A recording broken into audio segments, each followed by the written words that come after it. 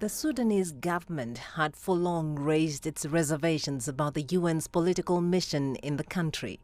This was followed by a demand for the immediate termination of the United Nations Integrated Transition Assistance Mission in Sudan, UNITAMS. In response, members of the UN Security Council voted on a drawdown program. The United Kingdom would not have chosen to close UNITAMS at this moment. We commend the work done by the mission before and since the outbreak of the conflict.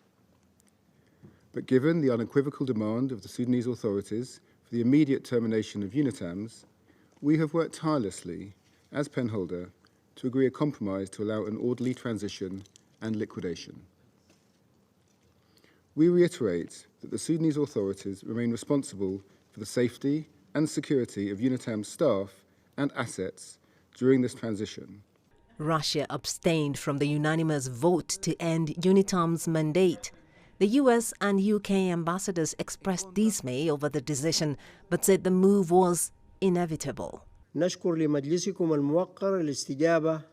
the Security Council for positively responding to the request of the government of the Sudan to terminate the mandate of UNITAMS. We affirm the government's readiness to continue constructive engagement with the UN by strengthening cooperation with the country team to work on issues of recovery, rehabilitation, reconstruction, and development support. The conflict in Sudan, which is now in its 8th month, has forced more than 6 million people out of their homes, with some escaping into neighboring countries.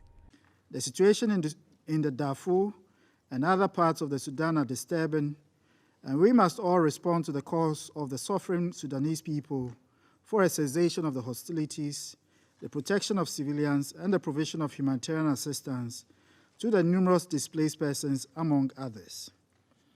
As members of the A3, we are rightfully more concerned by the situation and would continue to engage constructively within the Council and our continental context with the processes required to abate the fighting. UN officials say that despite the drawdown of the UNITAMS mission by a few hundred people, they will keep trying to help Sudanese people with the continuing presence of various humanitarian agencies. Joy Kiruki Juma, CGTN.